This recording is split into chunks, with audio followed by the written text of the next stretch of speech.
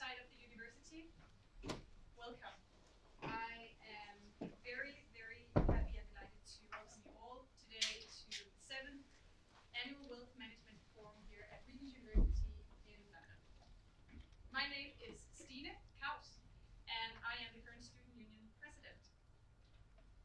And I'm very honored to be a part of this event. So when Jacob reached out to me to hear about if the Student Union were happy to collaborate on this one, I immediately said yes. Because I think this is just an example of a good collaboration between academics and the Student Union to give you the best opportunity to learn from the best in the industry. And this is how we can work together. So, yeah, it's just essential for the students learning and for us to grow, and that is why we are. So today we're going to talk about blockchain, crypto, and cybersecurity, opportunities and threats. And it's a very important and interesting topic for all of us. And it's also interesting for me as a psychology student because it's just something that's very important in the world right now that is going on. And we have to be aware of what is going on, no matter our subject. So the overview of today will be that in a moment I will welcome Professor Geoff Schmidt, who is the Vice Chancellor of Regent University, to open the conference for you. After that, we will have Mendel to do a little keynote, or maybe it's going to be long, let's see. And then we will have a panel with these people you see here, who is Susanne, Chishti, you have Stephen Isaacs, and you have Nat Abramov. And it is moderated and arranged with Dr. Jacob H. Smith, who is an assistant professor here at Regent University in finance. And then we will go on to a Q&A session, and the more engaged you are in these questions, the more fun it's going to be for all of us.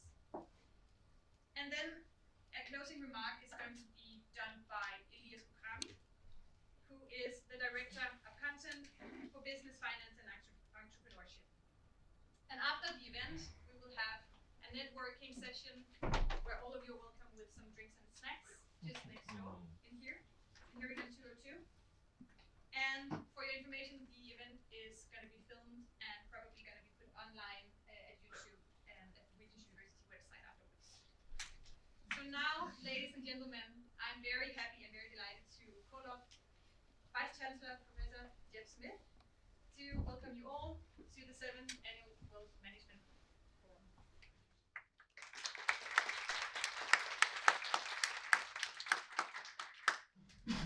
Hey everyone, very warm welcome to Regent University London. Thanks, Stine. Dr. Schmidt and his colleagues, in collaboration with our wonderful Students' Union, have been devising these sessions since I think 2016. They're such valuable opportunities, as Stine was saying, for staff and students and industry players to come together and explore current trends, current questions in finance, wealth management, innovation, and so on.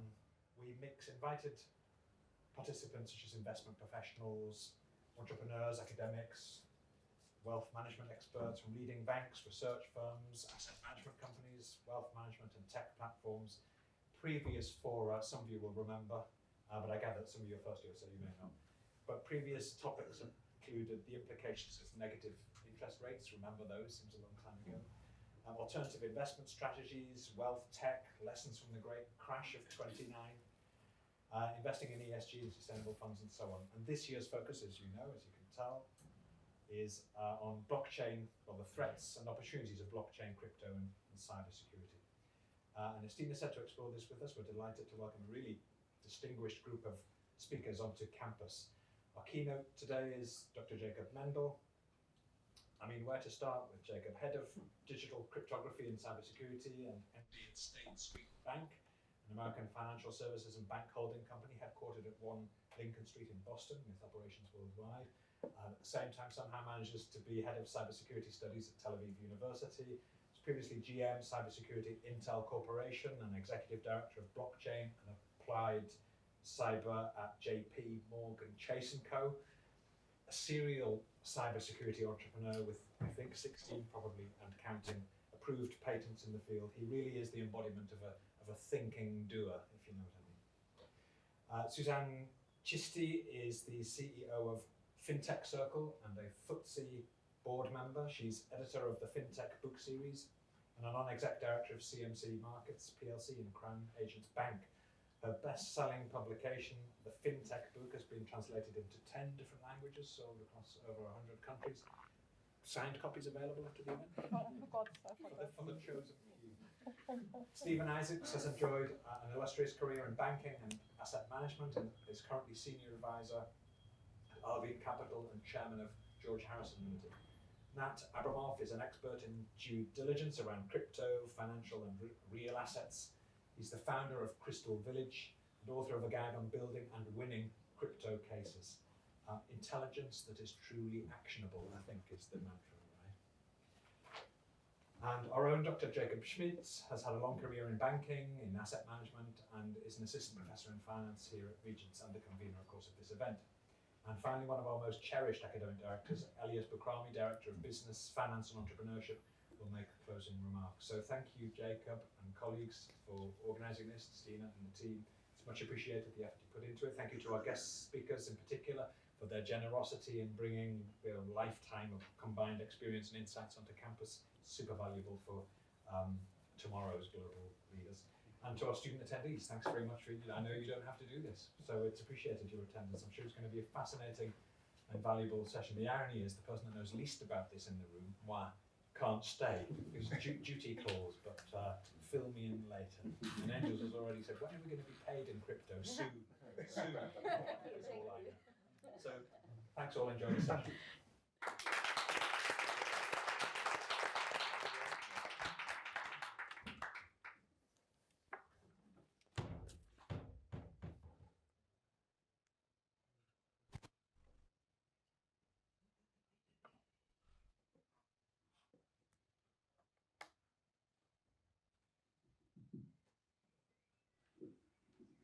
Okay, after this marvelous starting, let's jump to enjoy about the next 45 minutes about this amazing new technology called blockchain.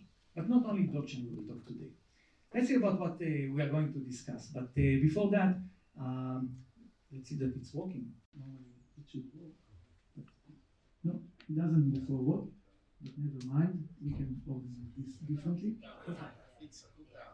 Okay. So they talk a little bit about myself, and what I want to tell you about it is I'm an entrepreneur. I already had 2 different startups. I did already twice exit in my life. I have 18 approved patents, and in parallel to working in the industry, I'm teaching in the university. I'm teaching for the university because I believe in you. You're the future. And this is what we're going to talk today, about how the future and you are going to be the impact and what you can do with that. So, the first question that you need to ask yourself, are you really ready for the next? What does that mean? What you are studying, is it something that's going to really change the world? Do you want to be something that someone will remember you? Someone will know what you are doing? Is your career developing in the right direction?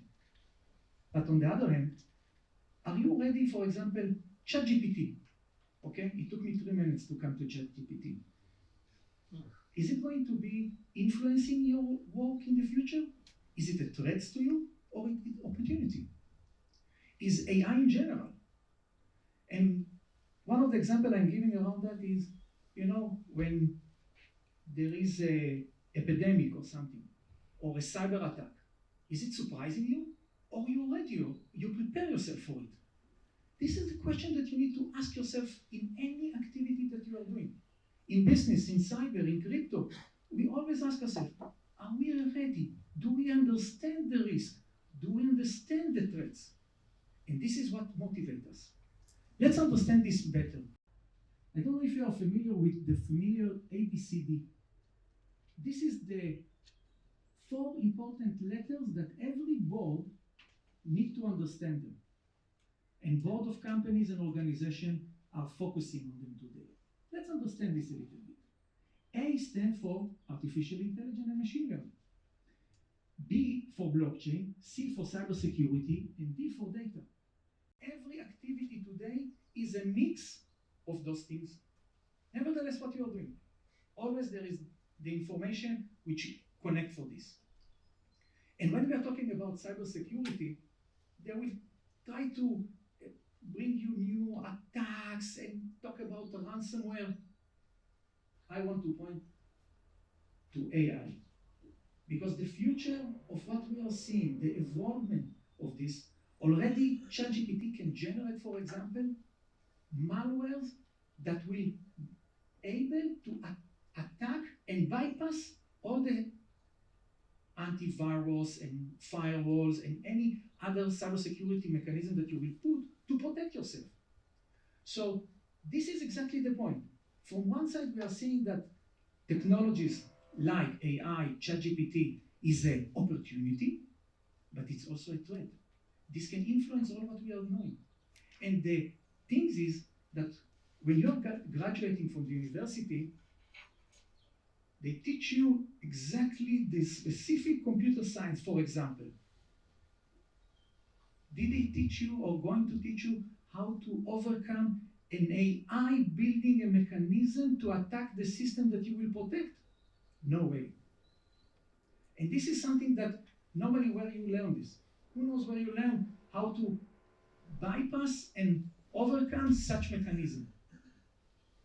Normally, military and police. This is where you learn. This is why companies and organizations coming from Israel, US, with special expertise in military knows how to build such mechanism. Question to you. You're thinking that you're going to sit and just listen? No. What is common to all of these companies? You are familiar with these logos, I'm sure, right? We are seeing Uber, Alibaba, Airbnb. What is common to all of these companies? There is the logo of Instagram.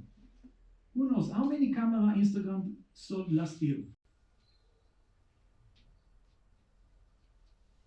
How many cameras? Zero. Imagine yourself being in the board of Instagram about, not Instagram, Kodak. You remember a company called Kodak? Imagine yourself 12 years ago, you're in the board of Kodak, and you come with a marvelous idea called Instagram. What the board will ask you? How many cameras this will enable us to sell? What is the ROI of investing on a technology or an idea called Instagram? You tell them you will sell 0 cameras. You know what will happen to you? They will kick you out of the room. But this is what you need to do. You need to think about the future. So what is common to all of these companies? Airbnb. How many hotels Airbnb owns? 0. And the last question is about Uber. How many taxi owned by Uber? 0. But this is the biggest transportation company in the world today. Airbnb, you know, this is a real story. In the board of Hilton, when Airbnb started to catch, there was a special meeting in the board of Airbnb. What was the first question that the board of Airbnb asked about, of Hilton asked about Airbnb, sorry? How many hotels they have? Everyone look on the other one, say 0 hotels. They said, ignore them, they are nothing. Where is Hilton today and where is Airbnb today? This is where you need to start understanding the stuff. And when we are talking about opportunities, when we are talking about this, I'm sure you are familiar with these companies. Who knows what is common to all of these companies? The UK Mail, Western Digital, LastPass, this will give you a hint if I'm connecting to LastPass.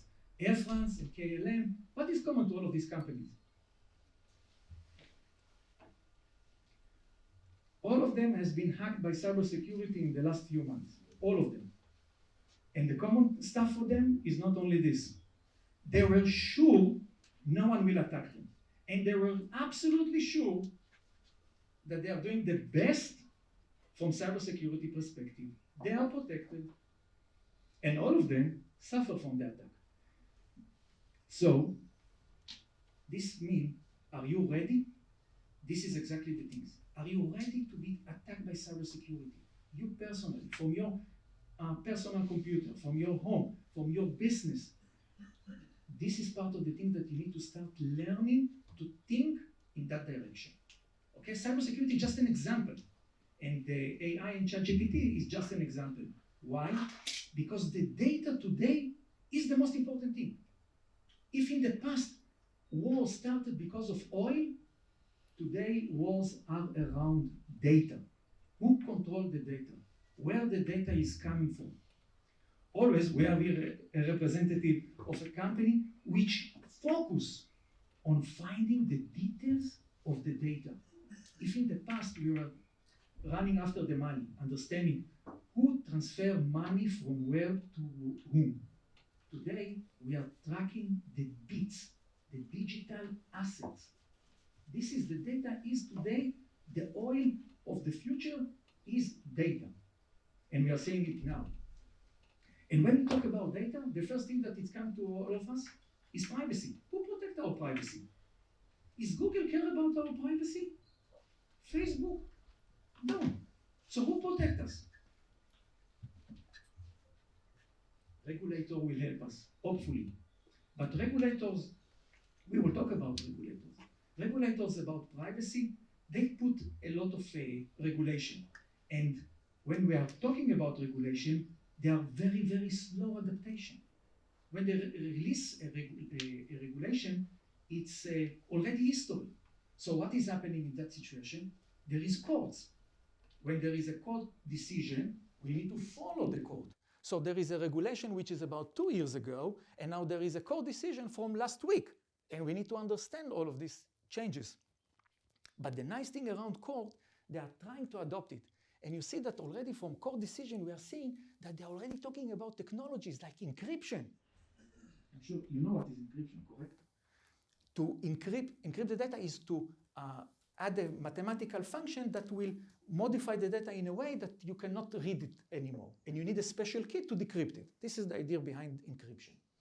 And also you need to do anonymization of the data. So you will not know what is the source. Because encrypting the data itself doesn't help you.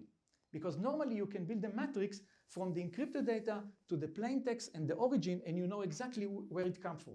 So anonymization is also important. So you will not be able to connect between them. And when we are talking about this, also you want to understand that standardization is not something which protects you from cybersecurity or enable you cybersecurity. Because when we are talking about standardization, how standardization is happening around the world, you know? It's a business interest. Companies and organizations are sitting together and they are agree about what will be their best to achieve money and disable competitor to jump in. And when we are talking about cyber attacks, you know, the most famous cyber attack that we are facing today is ransomware. I'm sure everybody heard about ransomware.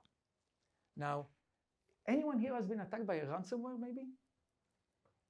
No one? You're lucky. You have one. Ah. You have one. Oh, perfect. We have one. Did you got the sorry for saying that. Did you got the nice screen with a phone number to call? Yeah. Did you call them?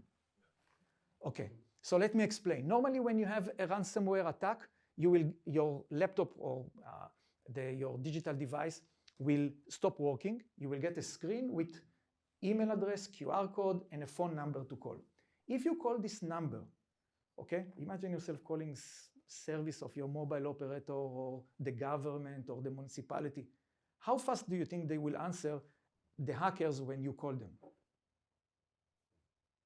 Immediately. They have a business incentive that you call them that they will answer you 24 hours a day. This is hackers. I hope you call your municipality middle of the night, someone will answer you. And this is the idea behind this. They do these attacks so you will pay them. They need to give you service. You call them, yes, my laptop is hacked, can you open it? Yes, transfer the money, we open, you relax, everything is okay. They will make you feel comfortable to pay the money. So this is the idea behind the attacks today are not some hacker sitting in the garage near your neighborhood. No, it's an organization, it's a group. This is the professional of these people today. And when you are building your business, your future, any other activities, you need to be ready. Here, for example, in UK, currently it's not so popular, but in Israel, for example, universities are a very strong target for cyber attacks. And you know why? Because we have very important research about cybersecurity. Hackers want to understand about what the cybersecurity research happening in the university, because the university is very advanced in this. And also we have a lot of other topics which are interesting for other countries that what we are doing in the university. So when we are talking about blockchain, let's a little bit understand this world. In blockchain, there are two types of chains. One is permissionless, and the other one is permission. What is the difference between them? It's like the difference between internet and intranet. For example, here at the Regent University, you have your own intranet. I can, for example, as a guest, I cannot log into it because I don't have credentials. But for open network here in London, there is free Wi-Fi that I can connect. This is the internet. The same the blockchain. The permissionless, everyone can connect to it, like Bitcoin. Bitcoin is permissionless. Everyone literally here in the room can connect to the Bitcoin internet. You need to install a wallet and you are already there. For organizations like Walmart, for example, they have their own blockchain. You cannot connect because you do not have permission to log to it. So this is the fundamental around blockchain.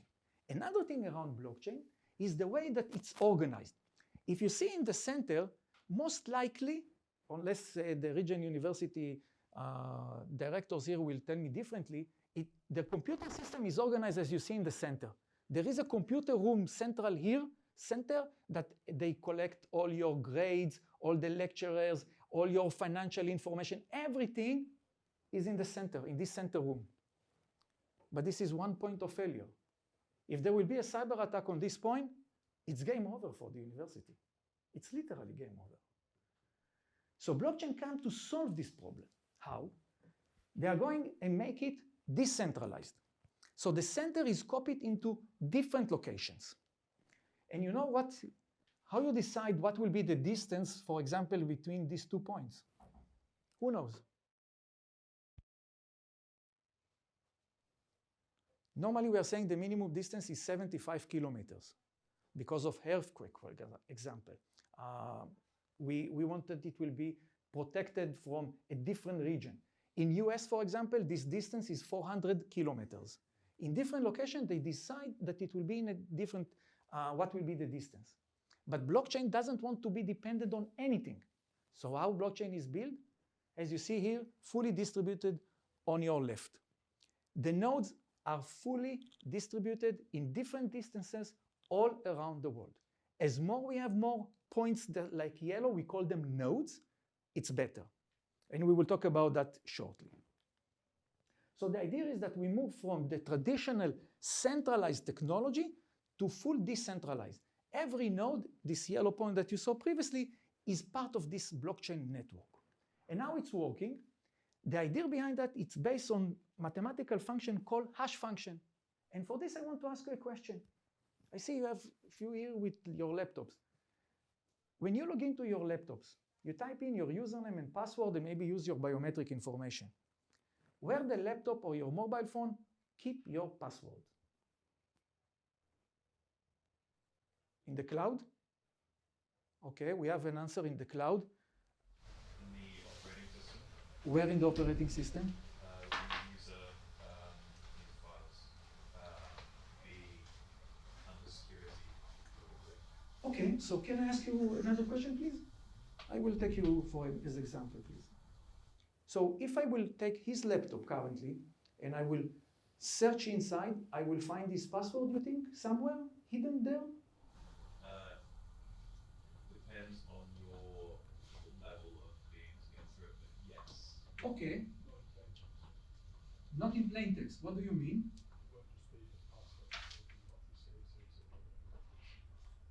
encrypted. Okay, let me explain something.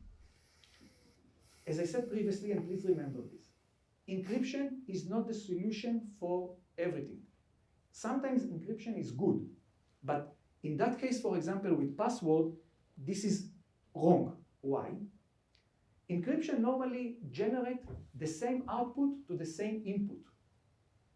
That means if the password is encrypted, we can find what is the original text. Because what we can do is run all the dictionary on the encryption key and see if it matches the result. And then we find the source. So normally what is happening now is that your mobile phone, your biometric fingerprint matching.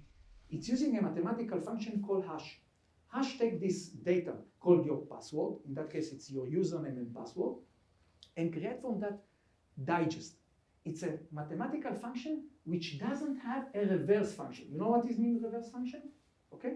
There is no way that you can give the function the output and send what was the input for this. Like adding, subtraction, multiplication, dividing, okay? There is no inverse function to it.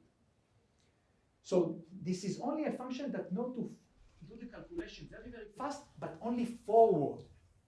That means if someone is currently digging into your laptop or your mobile phone, what he will find if he has access, if he is able to have access, and we have expertise that know how to do this, he will find a file, a very secret file in your system called SAM, and in this SAM file, the password is just with hash function. This is the digest.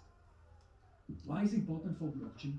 Because the fundamental of blockchain, the connection between all the blocks of data is using the hash function. Why Satoshi Nakamoto selected hash function?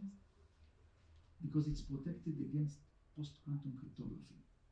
It's ready for the next 50 more years ahead. This guy was very clever. We don't know who is it. Still today we don't know. There are some cases. But at least he was very clever around that. And he did some other things also around this. So normally how hash function is working, for example, if I take the three letters ABC in small letters and I run the SHA-256, then this will be the result, the 32 bytes of hexadecimal value that you can see.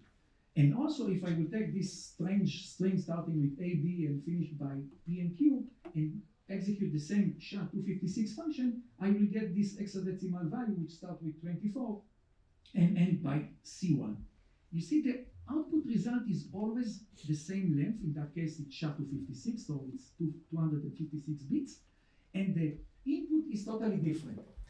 Every change of the input will dramatically change the output. And with this function, much stronger, with it's called Ketchak. It's very similar to SHA-512 bits. This is how we connect between the blocks, and I want to explain this. And another thing that we are also doing is connecting those hashes on a Merkle tree. And a lot of technologies of protecting database is based on this Merkle tree. I will not go into the mathematics of all of this, but I want you also to understand another important thing that when we are talking around crypto, what it's called asymmetric encryption. And this is something that who here, don't be afraid, okay? Who here have a digital wallet of crypto? Oh, quite a lot, nice, very good. So you know that you need to protect your keys.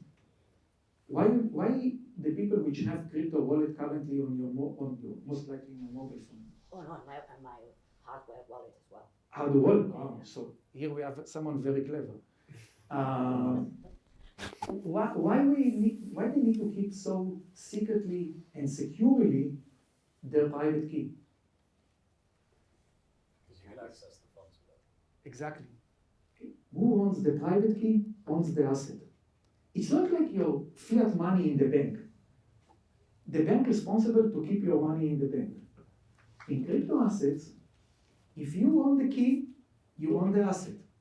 This is why, in that case, we have a hardware device keeping her private key, not relying on a mobile phone, because she wants to be more protected. And this is her responsibility, not the bank. So when we are talking about the digital world, we have a shift from the traditional banks responsibility to you. Is there something else? No, not something else. You see, they are listening to us now. So the idea around cryptography is that we are using asymmetric encryption, where the private key is the mechanism to enable us to sign transaction when we transfer asset to someone else. With the public key, we can verify this. So when you generate a wallet, always remember to have, not only to keep it securely, to have backup where you can restore these keys. I don't know how many people contact me, Jacob, normally it's happening over the weekend. Jacob, we have a lock USB key. Can you please open us? Normally, if you don't remember and you create a backup mechanism, in the majority of cases, it's lost.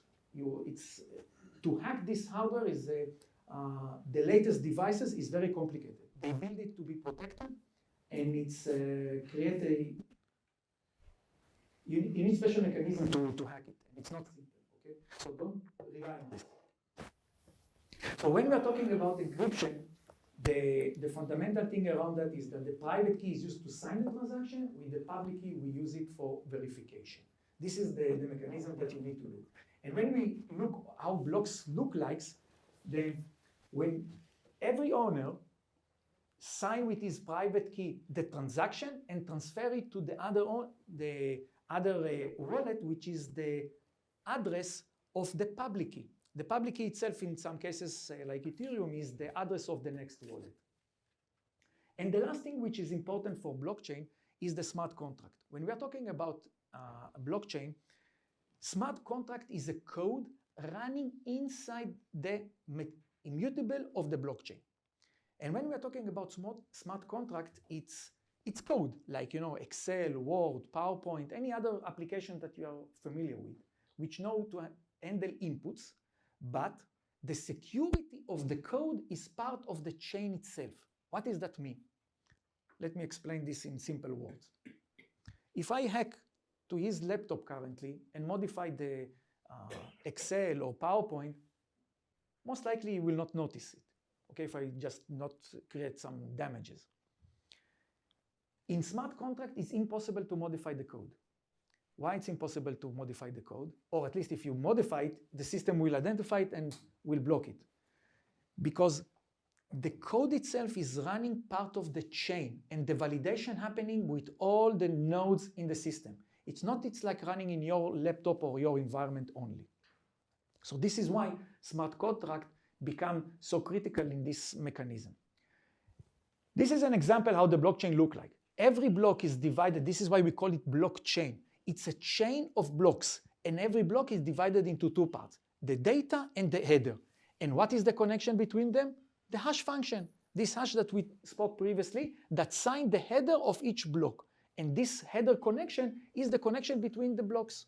This is simple, absolutely simple like this. And when we are talking about the proof of work, I'm sure you heard about the energy that the blockchain is taking. What is the energy? Why the energy is so required? Remember the hash function that we talked previously? And I told you the hash function not to do the calculation only forward. So what is required? There is a mathematical challenge to add a new block to the blockchain. This mathematical challenge called proof of work. What does that mean? You need to find a number, in that case it's a nonce, that when you add it to the hash of the data, the result will start with, for example, 7 zeros. As I told you, there is no reverse function to the hash. So you cannot do the calculation in a reverse way. You can always do it forward. So a lot of computers need to run in parallel forward, making this guess. When you do the guess, then you will find this number. The first one which find this magic number will get the reward for himself. This is the reward which is happening in the chain. This is why proof of work required so much energy. So for example, just if someone of you like to play and understand this, let's assume we take the word blockchain. We need to concatenate it with a nonce, and we need that the SHA-256 would start with 6 zeros. How we can do this? The only way that we can do this is just check all the different combinations, starting from 0 and going forward all the combination until we come to this number here, 107308995. You add this, boom, you have the result with the hash is starting with 60. Okay, this is what is mean to do the calculation only forward. With that, I want to move now to the risk. Okay, blockchain already becoming very commodity. What are the things that you need to understand about embarrassing it, use it, think about it? Is it relevant to me? Should I think about blockchain at all? My answer to you is maybe. Maybe because, let me give you some examples about where blockchain fit. There are two very familiar use cases. One is called blockchain supply chain. The supply chain today in the world is based on blockchain. Walmart, for example, without blockchain, you cannot connect to Walmart system. Everything is under the control of Walmart, and they have their own network running on it. The other one is the healthcare system. I don't know if you are familiar with this, but during the COVID, how countries share between themselves the data about the COVID? On blockchain. There was a fight between different companies and organizations around the world, how we can share this data and keep the data private, okay? Because I don't want that my data will go around the world about COVID without privacy protection. And when we are talking about wallets, we discuss about wallets. There are two types of wallet, cold wallet, like you are protecting yourself, very good. And there is also hot wallet. Hot wallet means the wallet is always connected, like your mobile phone. Your mobile phone, hopefully it's connected 24 hours, and it's hot wallet. It's different type of security, depending on how you handle it personally. And another thing which is becoming very popular today in this world is NFTs. I'm sure everybody heard about NFTs. I don't know if you buy NFT or sell NFTs around that. But the idea around this is that we are taking a digital picture and sell it in a marketplace. Now, I want to ask you a question. If you buy an NFT, someone can change the data of an NFT? Okay, this is a misperception. You lost it? Yeah, when FTX went down, the NFTs went down. Oh, this is terrible. So let me give you some hints. First of all, blockchain is not anonymized as you think, okay? If someone is telling you that it's fully anonymized, forget it. US government already returned, for example, from hackers that got 74 Bitcoin on an attack. US government was able to return 73 Bitcoin back. You can say, how? How the US government can go back and track so much? Because it's not really anonymized, not anymore. Even the hackers try to be very sophisticated. If you know, and there are companies which know how to track the information back, you can find exactly who was the person behind the system. And don't try to hide behind that, because it will not help you. And this is one misperception. The other misperception is around NFT. If the data in the NFT can be changed, yes or no, the answer is yes, it can be changed. But there is a but. The but here is that you can identify it and you know what is the fake NFT and what is the original NFT, okay? Because in the end of the day, the NFT is a file in your laptop. You can modify it, but you can protect it also. So this is not to keep some misperception around the Bitcoin NFTs and all that. There are coins which enable you to have much more anonymization. Hackers are starting to use them, but then there are problems around how to get the money. And normally today, for example, a lot of companies, and I gave you some examples previously, they were saying, no one will attack us, we have cybersecurity, our CISO is doing the best. And when they hit by a ransomware, and they want to pay the ransom, they didn't have Bitcoin. So how they can pay? So they hire another company to pay the Bitcoin on behalf of them. Now today, already companies understood that they need to have Bitcoins in their account. So companies are really opening a wallet and creating the readiness in a situation that they will need to pay the ransomware. In the past, we had insurance. We talked about insurance previously. Some insurance company were paying the ransomware. If you had insurance, cybersecurity insurance, the insurance company pay the ransomware for you, on behalf of you. But this is stopping now. The cyber insurance company doesn't pay anymore. They don't want to pay any more ransomware because they're losing money. There are so many. So they stop paying for it. So we stop now and continue, or yes, I want to finalize in few words about the future and where is this business is going. So the first thing is where blockchain apply, okay? You know, one of the things that we are seeing is that, you know, people are updating their CVs, and I'm sure you will come, when you will graduate, you will update your CV because you will need to find a job, and a very attractive one. And one of the things that we are seeing is that people are updating their CVs based on the latest trends. Now the latest trends here, too. You just add to your CV AI, machine learning, and blockchain. And you become very sexy and very attractive. But really, where is blockchain applied for? It applied normally for three main components. One, when you're talking about digital asset transfer, when you have to transfer asset from one location to another, when there is a cross-organizational workflow required, and you need to share a lot of information with other parties, and where is auditing required. Blockchain enables you to do auditing in a simple way by a third party. This is why the financial industry is so really looking into this blockchain technology. And the last thing that I want to put you as an opportunity and also a threat is all the stuff around quantum.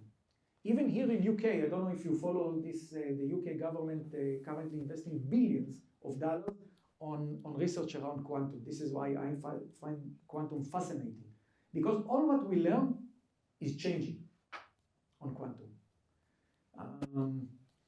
The most important thing is the famous question, you know, imagine yourself, I have here a box, and I'm putting a cat in this box, okay? And I ask you a question.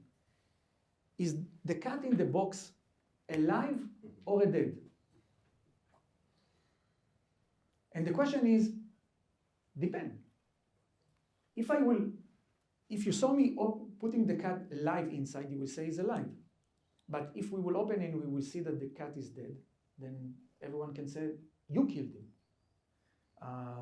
So while we don't know if he's alive or dead, he has two situations. He's together live or dead in the same time.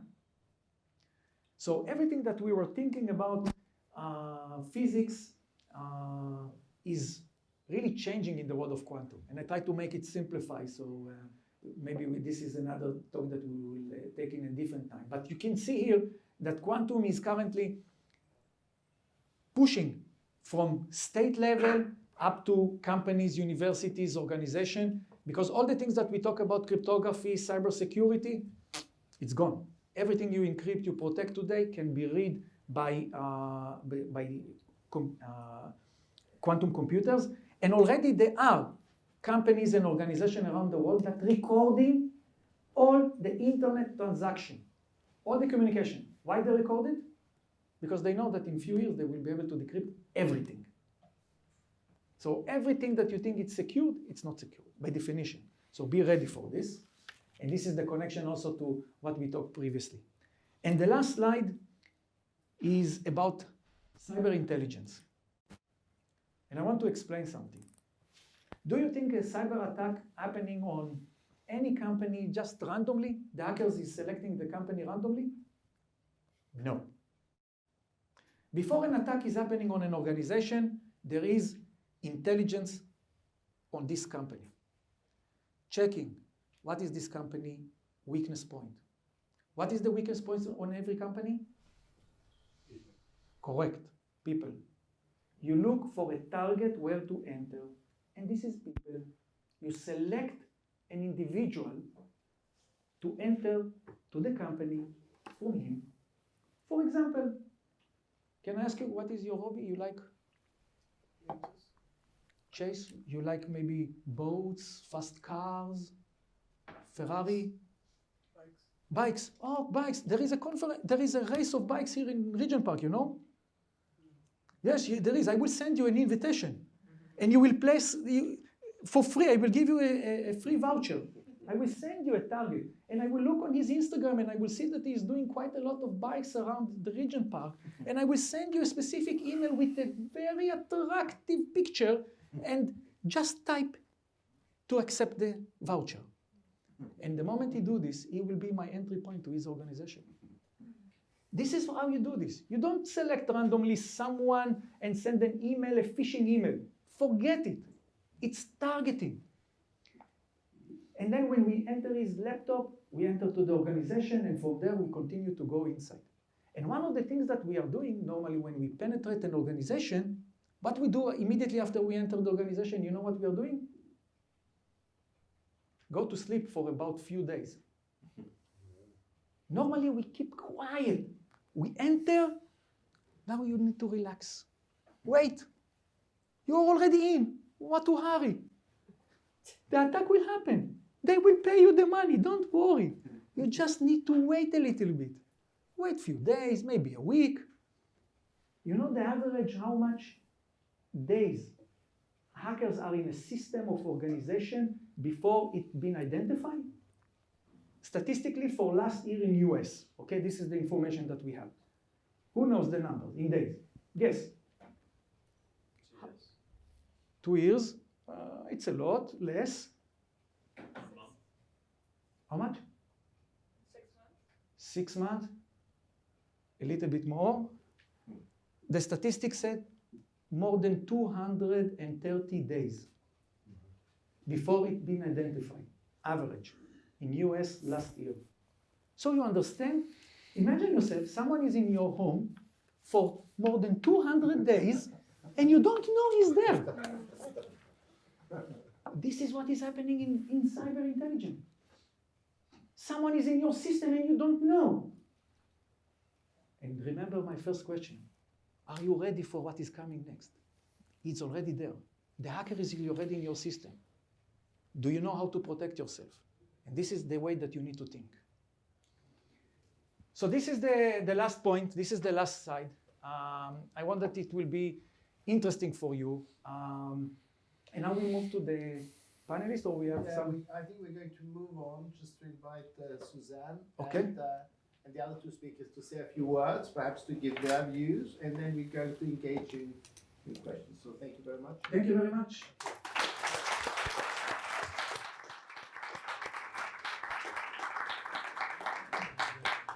Yes, thank you very much. Jakob was excellent. I learned so much just by listening to Jakob. And I want to tell you a little bit about investing and about fintech specifically. So as you heard, I'm the CEO of Fintech Circle, and we invest in startups, early stage startups. Maybe before I start, some of you, do you want to, in terms of career choices, would some of you like to become an entrepreneur, a startup CEO, launching your own business? Has anybody thought about this already? Yes, 1, 2, 3, 4, 5. So I can see some of you want to become startup founders. I remember when I went, I'm Austrian, I went to study in the States, in Berkeley, and then I came back to Vienna to finish my studies. But at that time in Berkeley, in the Silicon Valley, lots of people wanted to become startup founders. It was like in 94, 95, the internet was being invented, and so many people became founders. And then they had all the VCs supporting them, getting the funding required to launch their businesses. And at that time, 25 years ago, when you went to a great university such as Regent University, lots of my friends, including myself, we wanted to become either investment bankers or consultants. This was 25 years ago. Now we see many more people wanting to become startup founders, starting their own business. And the reason why is often lots of things what you just heard from Jakob, because our industry is changing so much, new technologies coming in, there's so many opportunities to do something on your own. And what we see, if you want to do that yourself, one of the key things is how do you raise money? How do you get the first few £1,000s to set up your own company? And that's where we get into the world of investing. And so I want to show you today, just in 5 minutes, what is a so-called funding ladder. And the funding ladder basically means when you want to start out, where do you get your first money from, your sources of money? One is grants. There are fantastic sources of the UK government where you can get access to free money, which you don't have to pay back.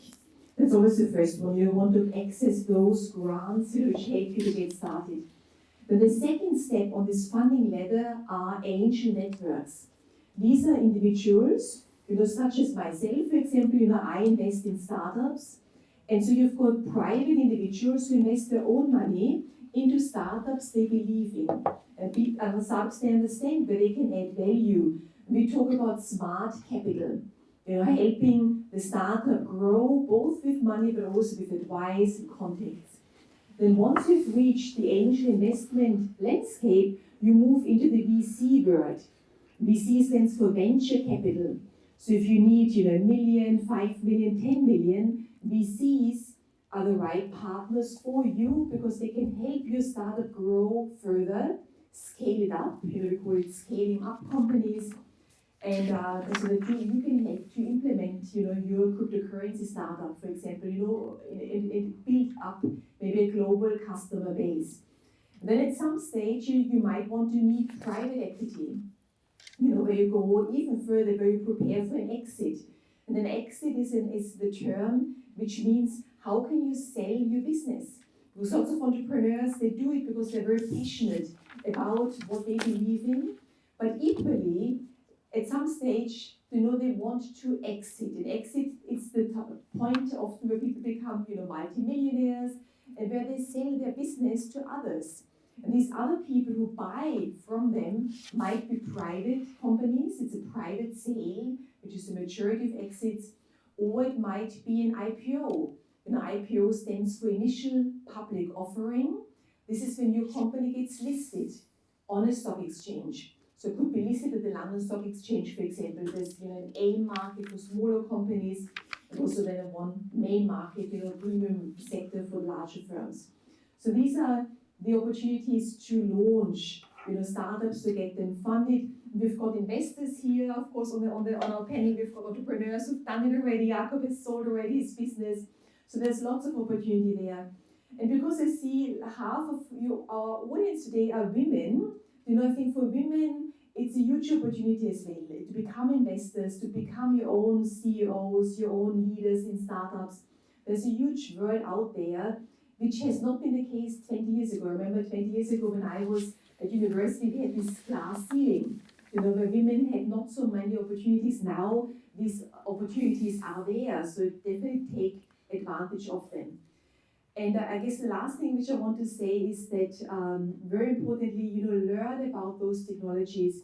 In the fintech sector, when companies pitch to us, they often use terms such as AI, blockchain, and they use it because they know that the investors are looking for experts, for startups in this area, and are willing to invest. So ESG is another term nowadays. If you offer green finance, green fintech solutions. But often people have no substance behind them. It's very easy to talk about blockchain, about AI, but as soon as you scratch on the surface, there's nothing underneath, because people wouldn't be able to talk about it and don't use it actually. So very importantly, when you start learning about it, go deeper to really understand it, so that you are becoming an expert in the areas you really are passionate about. So that's all what I want to say about investing, about fintech investing, a really exciting area. Now I hand over to my next speaker. Thank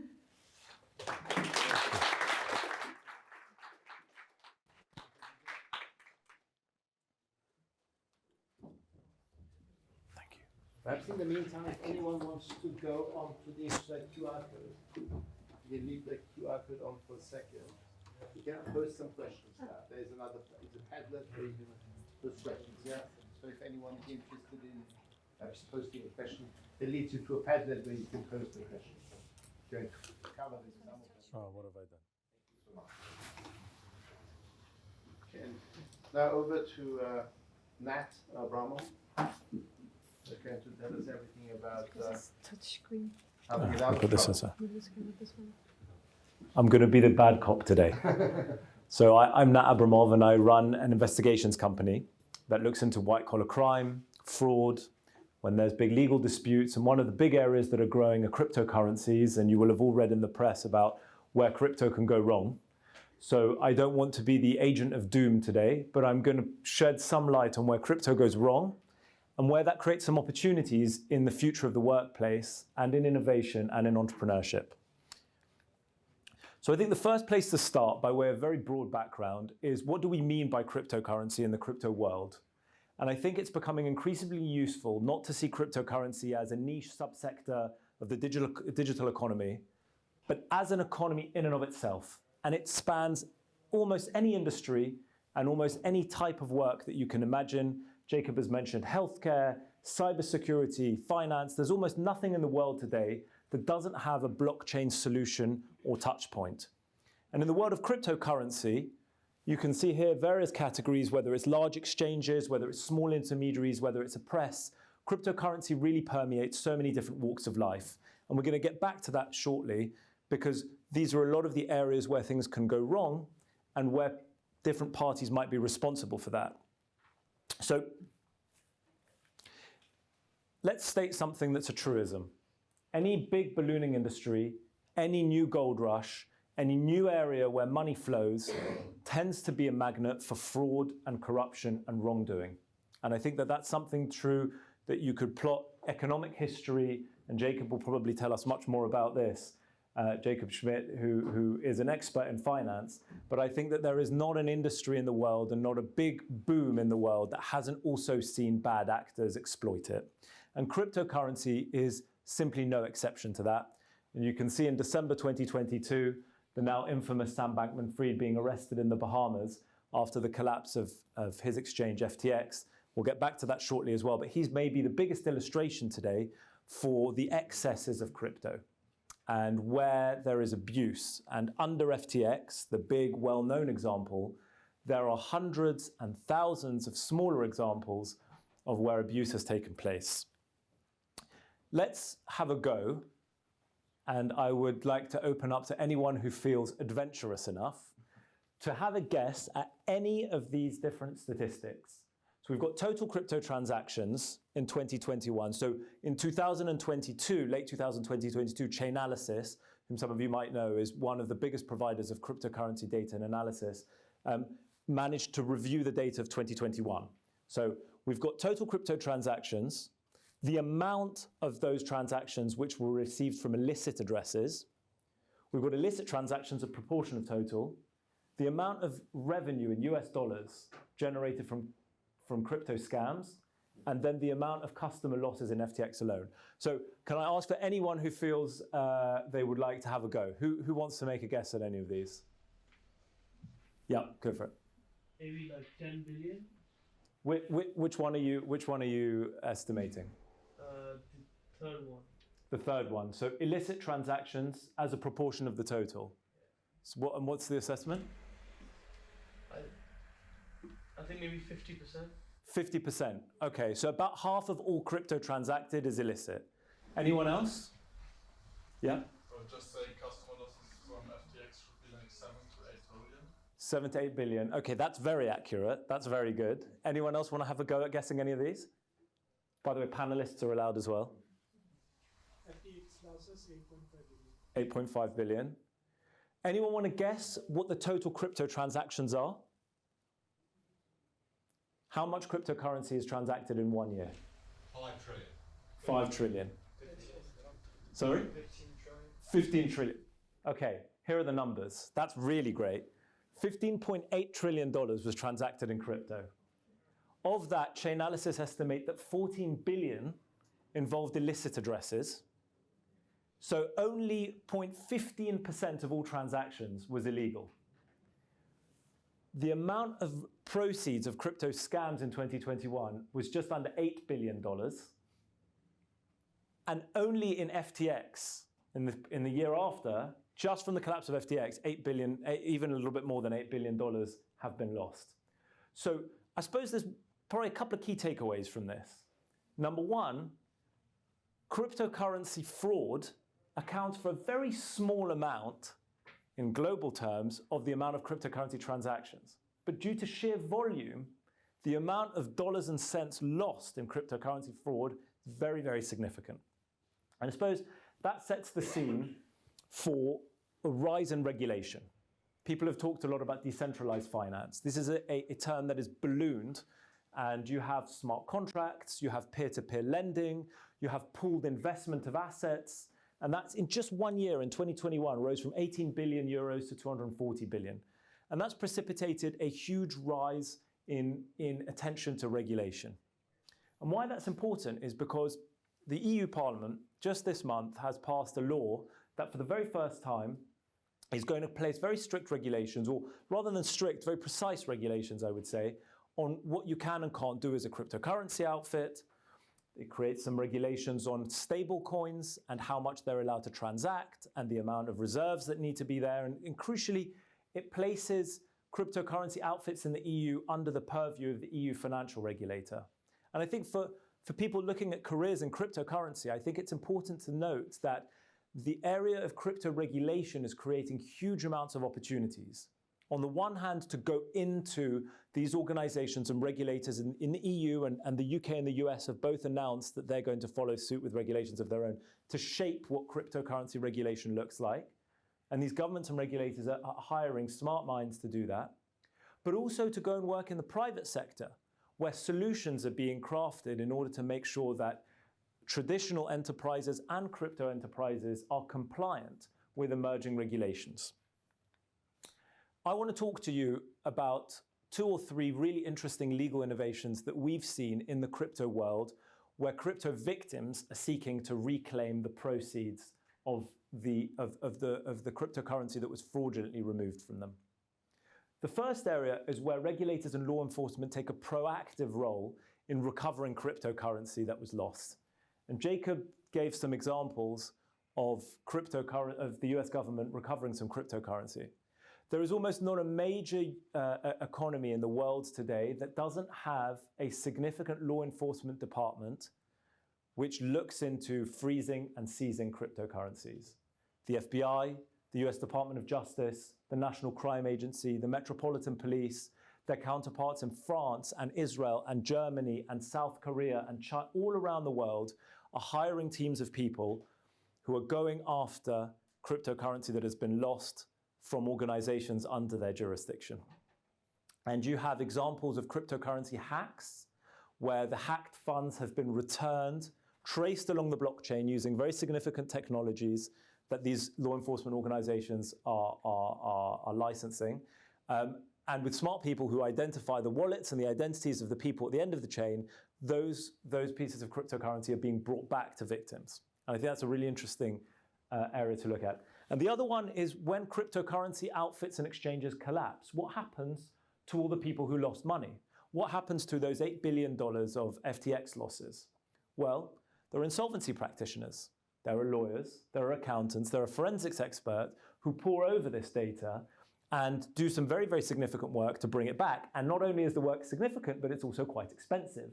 In February alone of this year, the advisors to FTX in bankruptcy, the insolvency practitioners Alvarez and Marshall, the lawyers, Quinn Emanuel and others, the forensic investigators, cumulatively billed $32.5 million in 1 month of fees. And just the new chief restructuring officer of FTX, who was brought in, himself billed $330,000. So there is a significant amount of opportunity in the recovery of cryptocurrency. Here is, for those of you who will be interested later, I can send you the breakdown. A couple of other small innovations which I think are very interesting. The first one is that UK and US courts have both in recent decisions allowed service of legal documents by airdrop on the blockchain. So imagine a situation where you lost the cryptocurrency in your wallet, you've traced it along the blockchain, it's now held in a wallet address which is nameless and faceless but simply has a code attached to it. Well, you can go to court, but who are you supposed to sue? Well, the court will allow you to sue persons unknown, and it will allow you to notify those persons unknown that you're freezing their wallet simply by airdropping those documents into their wallet. And I think that for me, that's such an interesting emblem of the evolution of the legal sphere in reaction to these very interesting technological changes we're seeing. Finally, I'm also going to ask you a picture guessing game. Does anyone have any idea what ties together all of these very lovely upstanding people on your screen?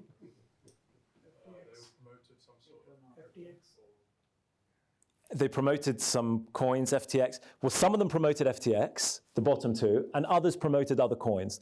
But what ties them all together is they promoted crypto scams, right?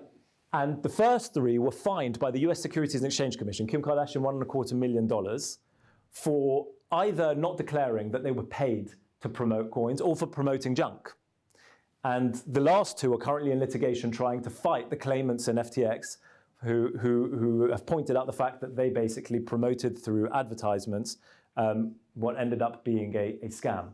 And so there are these very interesting legal innovations at who is responsible when there are crypto frauds. And increasingly, people are looking at promoters of cryptocurrency, financial institutions, and others, aside from the simple end beneficiaries of the fraud, as potential respondents to any legal action.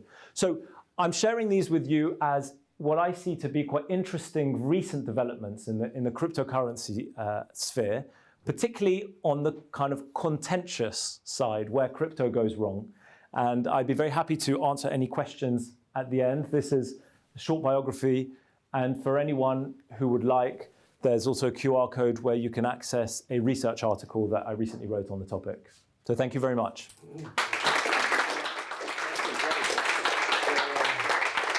Over to you.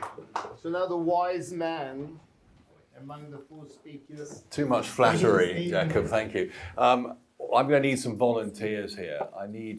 There are 5 people in the audience here who are going to help me in a second. I'm going to identify them shortly. But the first thing I want you to do is to turn round and say hi to Bernie, who's been doing a great job as our sound engineer. Right?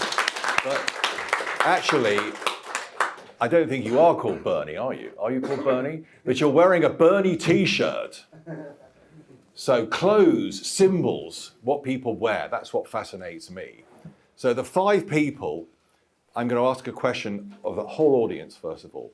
Are you cold in here? It's quite a chilly day outside, but it's nice and warm here.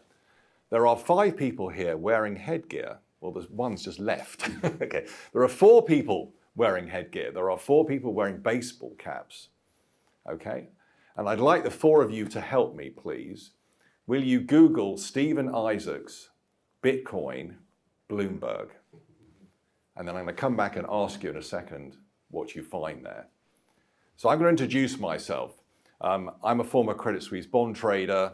There's a name that is somewhat embarrassing at the moment. And I've been interested in markets all my life. That's why I came into this industry. And I've been interested in what we call in the trading fraternity the Joe Kennedy shoe shine moment. Does anybody remember that story? Joe Kennedy was the father of John F. Kennedy, and he was a very successful businessman and investor, particularly on Wall Street in the 1920s. And he allegedly, and I believe this story is true, was having his shoes shined in the summer of 1929, and the shoe shine boy was giving him stock tips. And he realized if the shoe shine boy was long the market, was interested in the market, then that was the top. And he went off and he sold everything, and he consequently saved himself a fortune. And that anecdote has always fascinated me about trying to understand markets. So could one of my 4 helpers here who are wearing headgear when it's pretty warm, because they're wearing it for a reason we'll come back to in a second, could somebody just shout out, what did you find out? What did Stephen Isaacs say about Bitcoin 2 years ago? No one can find anything. How frustrating. My publicity is failing me here. Okay. Not a serious investment. Thank you very much. So 2 years ago, I wrote an article and I appeared on Bloomberg Television, and I said Bitcoin was not a serious investment. Why was that? And the reason for that is I'm fascinated by symbols, by clothes. In this sense, it's headgear. And Sam Bankman-Fried is my best case in point because he created a cult, and he created it partly around his visage of shorts and a t-shirt. And here we have at this table, we have lots of different symbols of dress. We have a jacket and tie, we have a black t-shirt, we have a man bun. So all of us are engaged in this game. And what was interesting for me about Bitcoin and wider cryptocurrency, at that time, it was a fad, in my opinion. You walked around London, you saw a bus and you saw a sign, invest in Luna, whatever Luna was. I don't think it still exists. We had celebrities, as you said, promoting Bitcoin.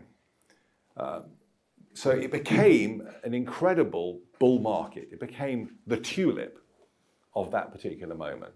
And the price peaked around $60,000, which I think was about 2 years ago, which is when I said it wasn't a serious investment, so I wasn't entirely wrong. But here we are 2 years later, and I'm trying to work out, was I right? Is it a serious investment? Does it still have any value? Why am I on this panel at all? And I'm beginning to think that maybe I was actually getting it wrong. And I'm very pleased that the panelists were actually explaining how it works, because I never understood it. Thank you. And I think we are in a new era here. And I think there are a few things, a few pointers here that I think are explaining why we're in a new era. First of all, let's talk about plumbing. I don't mean drains. I'm talking about the plumbing of the financial system. And what happened in the last couple of months is that the plumbing failed. We had 3 US banks where there were bank runs. So I think that shows you that what we took for granted, what we assumed would always work in so-called traditional finance, isn't quite as safe, isn't quite as effective as we thought it was. And the second thing is that we live in a politically dangerous environment. We live in an environment where there are conflicts around the world, where sanctions are becoming more and more widespread. And we have countries, we have states that have been sanctioned for 60 years. Cuba's been sanctioned for 60 years, Venezuela for 10, Iran 40 years. Now Russia, a major trading nation, has been sanctioned for a year.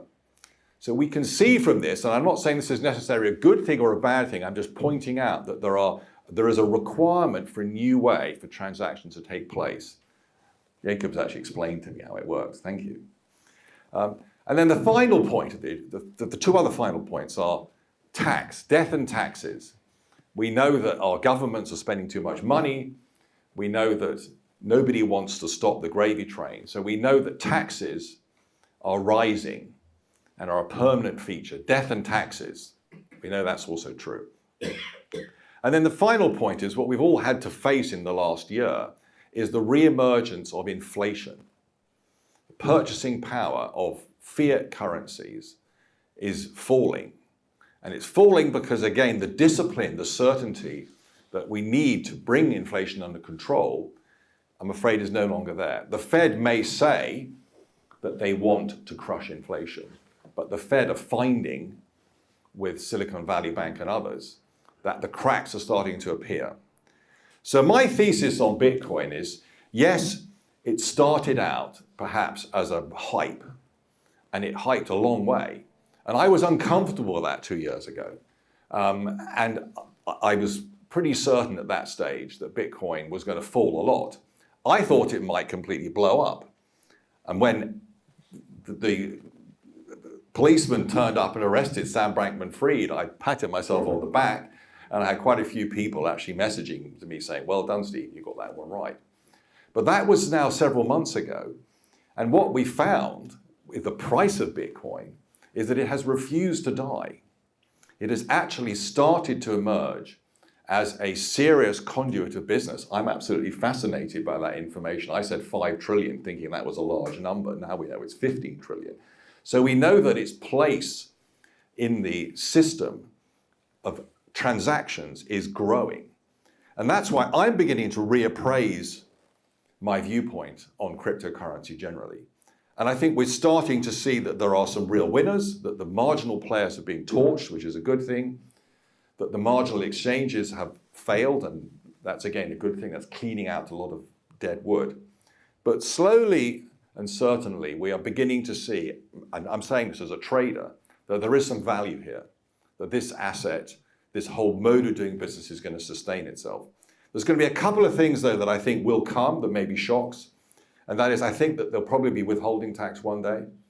The US government famously brought in withholding tax against bond payments in the 60s, and that created the Eurobond market. So I think it's quite likely that governments, in their desire to tax everything we do, will one day come up, and it probably overnight, over the weekend, there'll suddenly be a 30% withholding tax or something like that on crypto assets. And that will mean that KFC, are you listening? Not KFC, not fried chicken, KYC, know your client.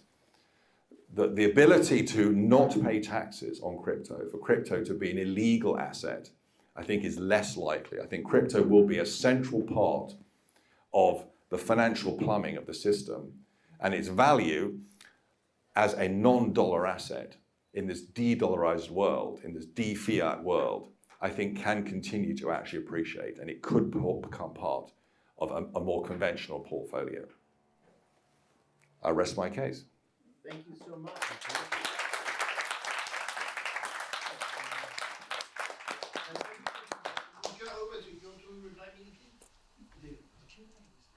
Just 1 second. So thank you very much so far for the panel, for all the extremely interesting contributions. What I would like to do is, number one, just give you quickly a few statistics here. You were so kind to fill in the questionnaire, the first one about your background. And it's quite interesting. The first question was with regards to blockchain. Out of 31 answers, we had like 10 with no knowledge of blockchain, 14 with some knowledge of blockchain, and 7 who are very familiar. So I hope that after your presentation, Jacob, I think it goes up and perhaps we get even more interested in that. The second one, I think, which is equally interesting, cryptocurrencies.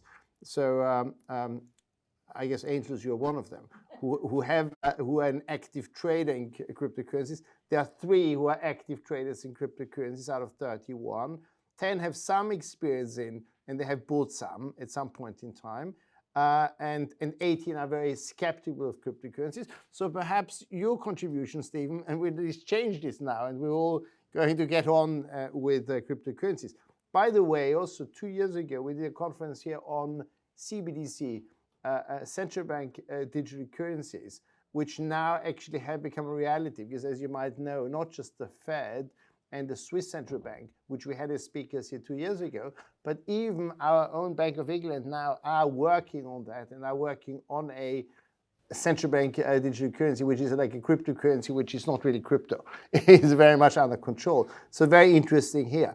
The third one, perhaps interesting, is AI. And as you know, AI has been all over the place. Most recently, us as academics, we had quite interesting chats on that on our internal network here. How are we going to solve that?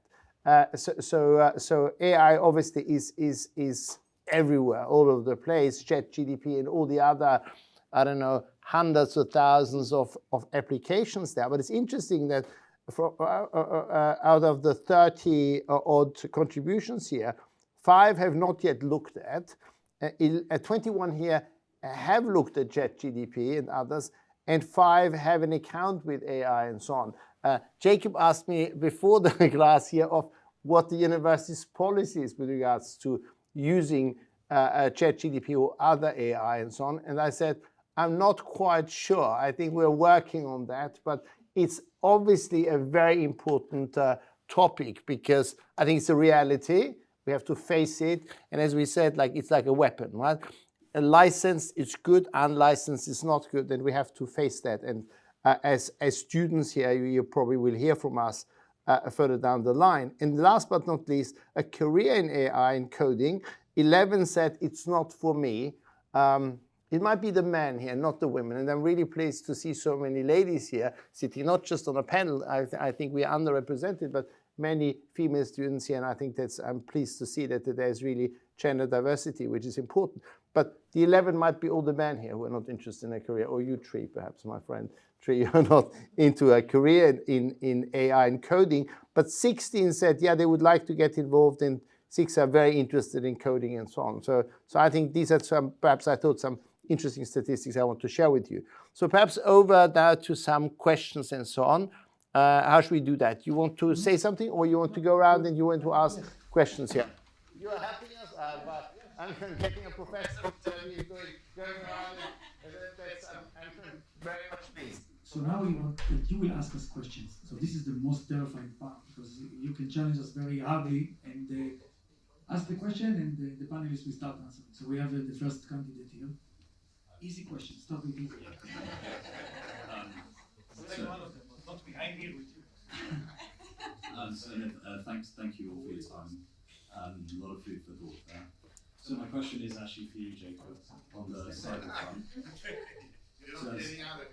So as you know, there are a lot of different types of businesses trying to solve the cyber challenge, among them services, software, etc.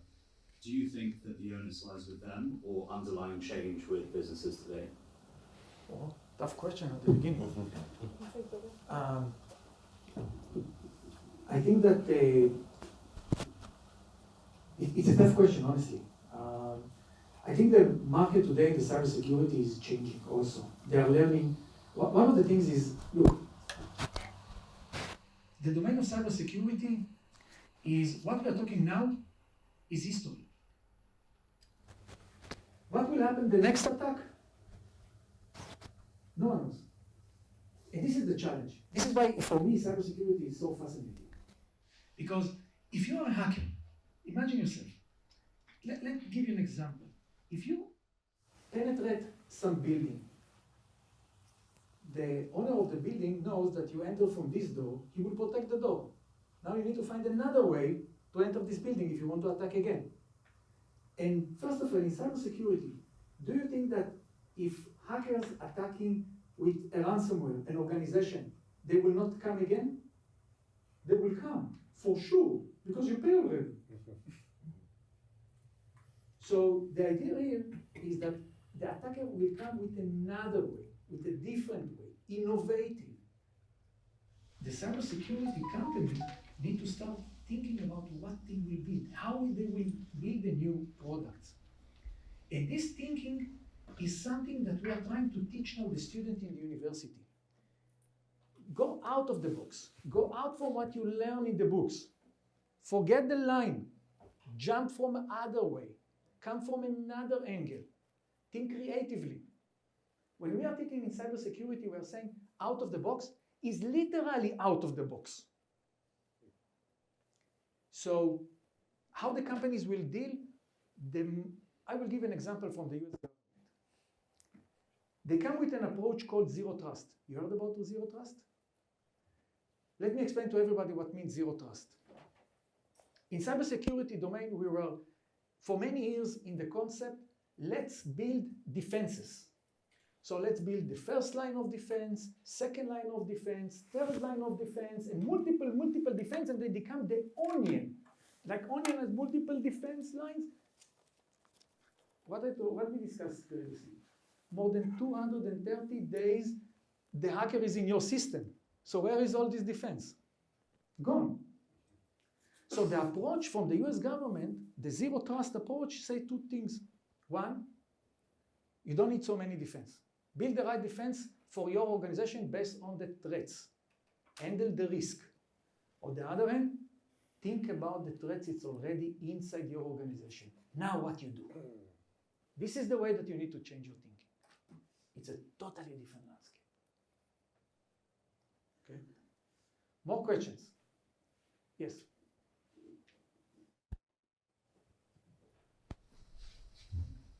Thanks for being here. My question was for you again, sorry. So I was wondering, you say that blockchain technology is the way forward to how do you protect one interlocal communication to against civil attacks, that type of thing? Okay. So first of all, to explain what means civil attacks, because maybe not everybody has the common knowledge around this. Okay. So civil attacks, when we are talking about computers, it's not like we have people.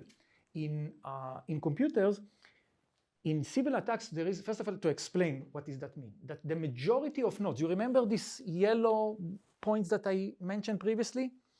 If the majority of the nodes will hack the system or has been hacked and the consensus will be changed based on this, they have more than 51% control of the system, they can come to a different conclusion that normally actors will act. So in civil attack, the decision of the consensus is modified from the traditional honest operation, okay? Now, when we want to avoid civil attacks or we want to protect it against cybersecurity, one of the misunderstanding and misperception in the world is that if you plug in blockchain to a project, it's secure. No way, forget it. To make it secure, for example, and now I need to be very careful because this is recorded. I need to think how I'm saying this. Okay, I will answer this and you will understand what I mean, okay? Let's assume, let's take a network, a chain. And all the nodes of the chain are located in this room. And all the world can access and use this cryptocurrency and blockchain, smart contracts in this chain. Everything is in this room. And let's assume all of us have the power and the incentive to modify the node algorithm for the consensus protocol. What will happen? We can decide whatever we want. The rest of the world outside of this room doesn't know that we are currently acting as hackers and decided to make changes on the consensus. So what? Immediately we will say, the first approach is that we don't put all the nodes in one location, under one control, under one governance, under people which have a same incentive. If everyone here will get $2 million, I'm sure you will be very incentive to make modification to this node. So we need to distribute it all around the world, tens of thousands, to make it that at least 51% will be honest. 51% and above will not be modified, will not be hacked, will not be compromised. And then we need to have also protocols to protect against manipulation, against rerouting the protocol to another location. Because if I can manipulate the routing and instead of communicating to you, it will communicate to him, again, it's a problem. So it's required a lot of thinking and a lot of design architecture correctly to build a secure blockchain cybersecurity resilience. And we heard the UK government, the Israeli government, Switzerland, Netherlands, all of them are going with CBDC. With CBDC, all of us will have digital wallet from our government. Marvelous. What about the cybersecurity of this? Wait, you give us statistics. Let's see your statistics shortly. This is the idea. The idea is that we are moving to the new world. Hackers and scammers become very sophisticated because it's going to be new to all of us. You know, I'm saying this, it will be maybe not new for you, not new for me. I'm looking always about my parents. It will be new for them, for sure. The hacker will attack not you, not me. He will attack my mother, my father. This is the problem. More questions? Yes?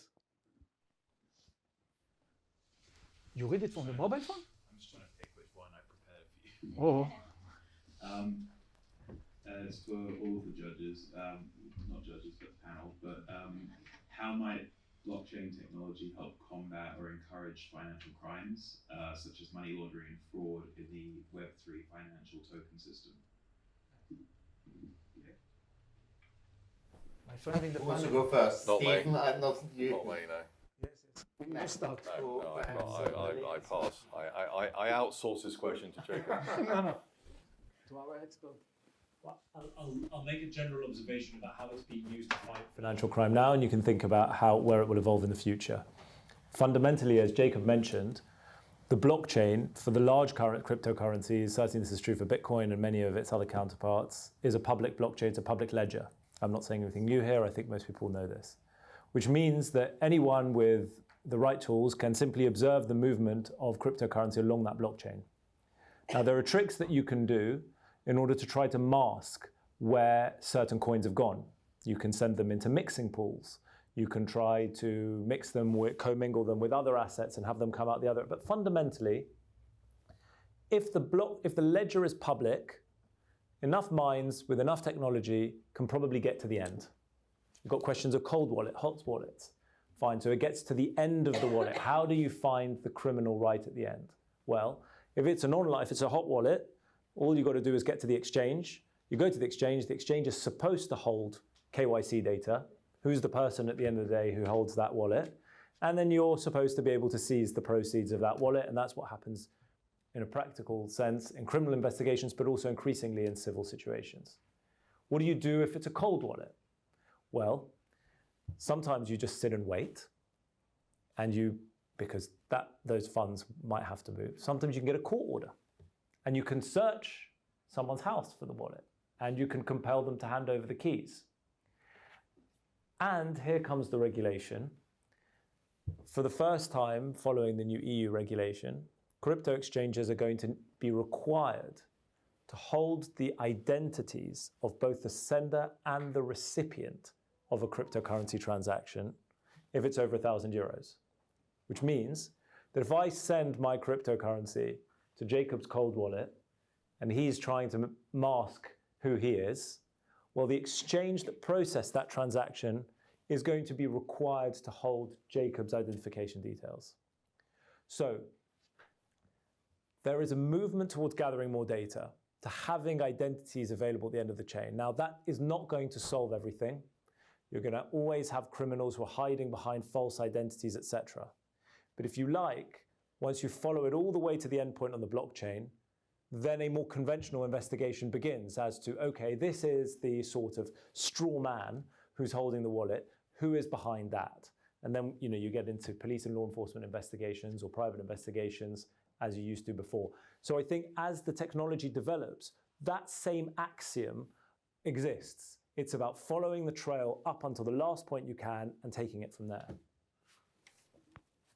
Anyone else? Yeah, you said you had another question. I do, but anybody else wants to ask a question? Other question? Yeah, waiting for you. So ask it. Can you also discuss the potential of decentralized autonomous organizations in the context of AI and Web3 and finance, and how it might change how these businesses are operating nowadays with blockchain and the way the world's just changing with books being rewritten? Can I also tack on a question to that? What do you see as the barriers to adoption of these technologies, specifically in finance? Tough questions. Well, I mean, I'm not an expert, as you guys know. I'm asking myself why I'm sitting on the panel. But look, fashions change. I mean, I do know a little bit about Wall Street and the City of London. If there's a way to make money out of it, believe me, they will find a way. Securitization, all these things have come. You can now securitize music royalties. You can securitize intellectual property, all sorts of things. So my view is, this is a big market now. It's growing. It's stood the test of time. It's had some wobbles for sure. But Wall Street's making money out of it. Believe me, it will happen. The VC, they know where to invest their money. So they have the knowledge.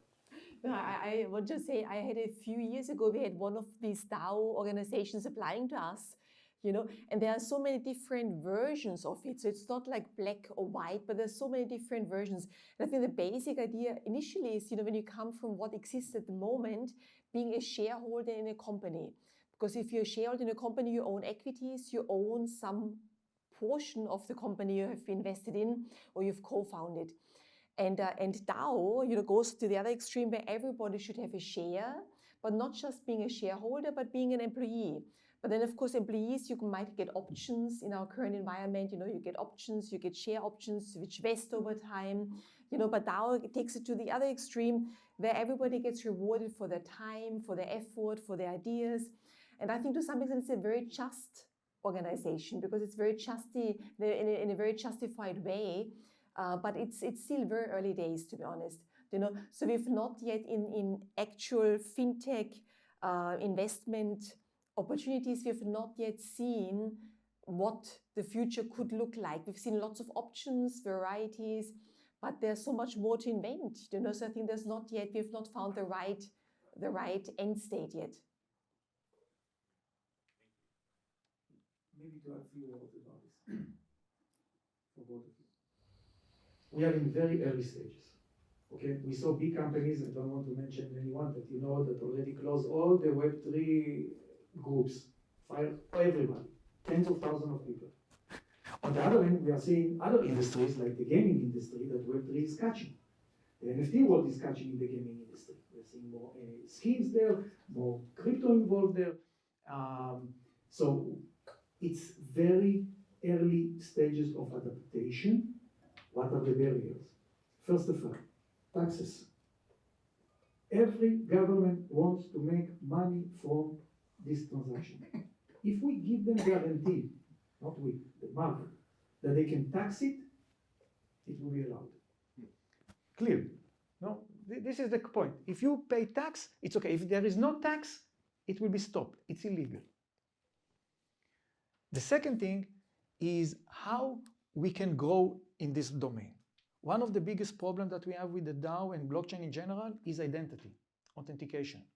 I don't know if you heard about it, but if not, and you are looking for a startup, maybe it will be interesting, is Google later SSI, self-sovereign identity. This is the future of how identity is evolving. If you never heard about it, Google it and I understand where is the direction. Are we always going to use username and password to identify who I am? I always will use my mobile phone with the authenticator or some code someone sent me that I need to type or recognize my face? The answer is no one knows. The future is the combination of all of this. And this is the barrier where we need to pass this. Regulator, taxes, identity, tracking all the information, KYC, AML in place, put all of that in a basket, we pass it, we go forward. But if you want to have a startup, this is the time, this is the moment. It will take you about 24 months until you will be mature, the market will be there. Yes? Yeah, maybe in the future if blockchains get like more normal, basically, you will basically, in my opinion, need to communicate a lot between blockchains, right? And need like cross-chain solutions. But to my knowledge, cross-chain transactions, or however you call them, often get hacked and are way less secure than on-chain kind of information exchanges. So wouldn't like a realistic future, which depends on cross-chain, be less secure than maybe current systems even? Excellent question. I give it to my friend here, the panelist, to give you an answer. But to explain to everybody here the fundamental about this multiple chains and the bridges between the chains and how to hack it. So, just to explain, the world is divided. We have hundreds of different blockchains in the world. Okay, more than hundreds of different crypto, maybe more than thousands even. They are not connected. To connect between them, you need a bridge. And you are right, there were a lot of hacks on these bridges. And the question is how the future will look like. And this I give now to my colleague to answer. Well, let me start by saying I don't know. And all of this is a conversation in the unknown. But if we look at other examples and try to draw inspiration from the way that vulnerabilities have been exploited in the past, the bridges between between different blockchains are maybe comparable to bridges between other types of systems in the past. And whether you're talking about more traditional cybersecurity, whether you're talking about data online, whether you're talking about where people have sought to identify vulnerabilities and access those particular bridges, I think it's absolutely certain that there will be a race of hackers and bad actors towards the most vulnerable bridges. And so I think probably the answer is not necessarily uniform, in the sense that there might be bridges between particular blockchains that are very secure.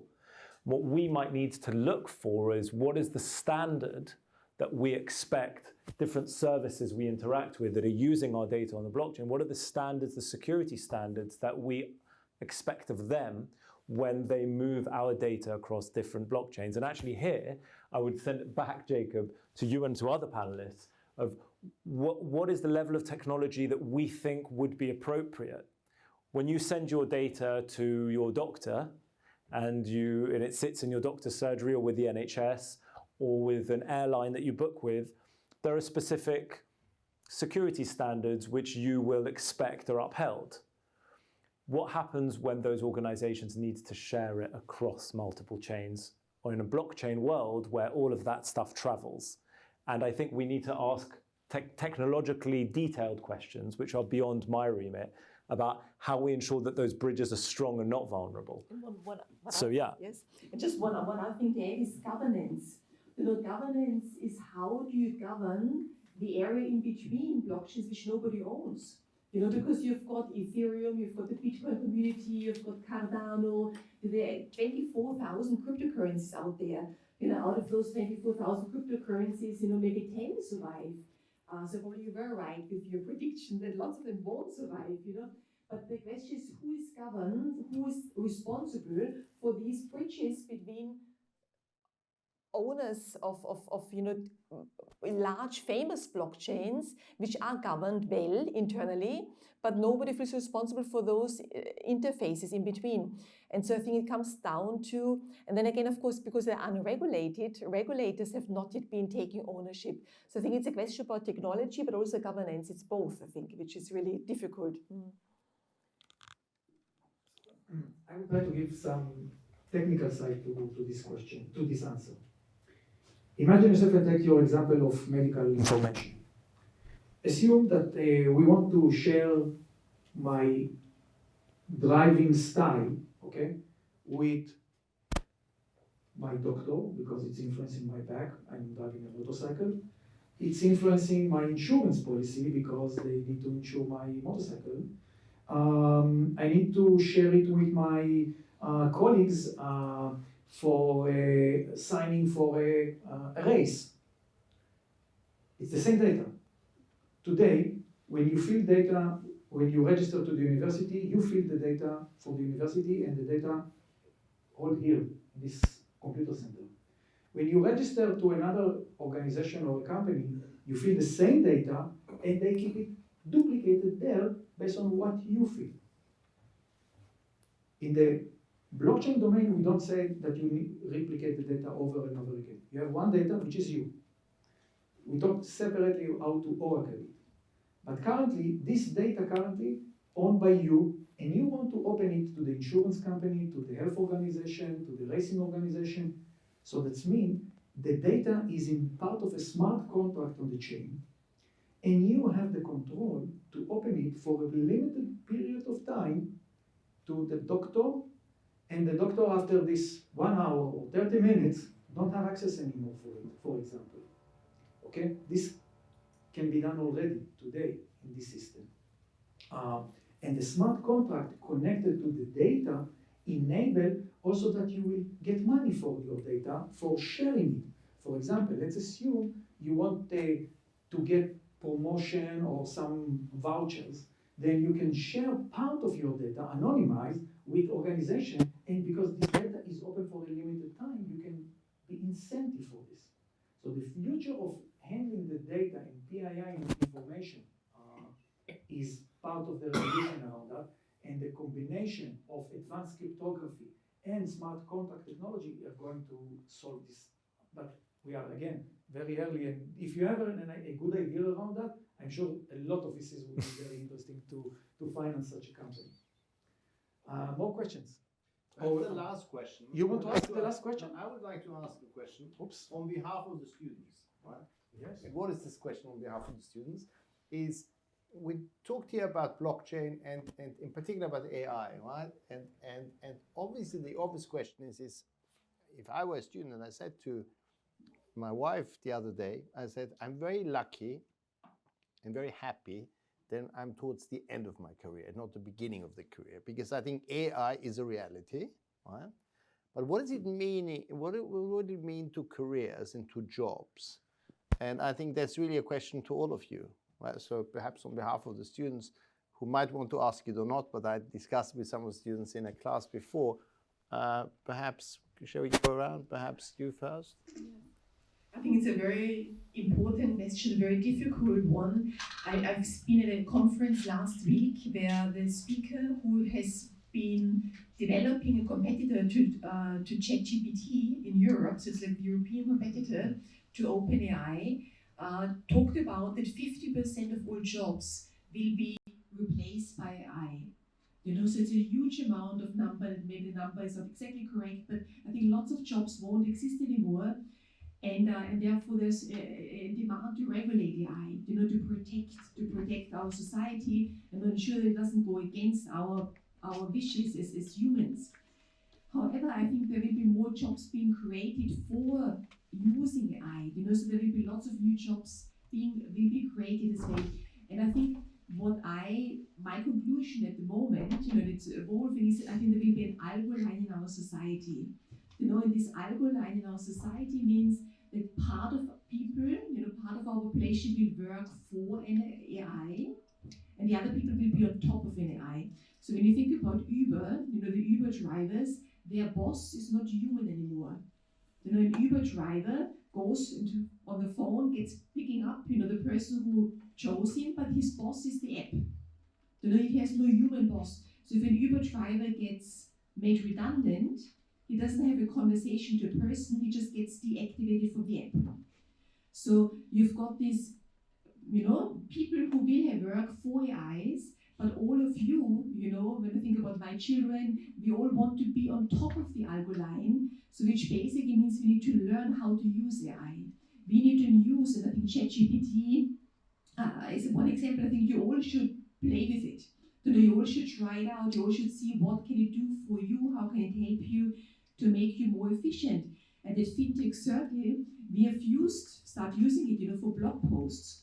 And again, when I think about it, probably replaces market entry roles. You know, people who were doing blog posts in the past, I can get 70% accuracy already using ChatGPT, then I added 30%, you know, personally. But there's so much will be, I think, replaced by AI, but the only way to protect you, I think, and to make you even more valuable as employees in the future is to learn how to use it. Can I ask a question?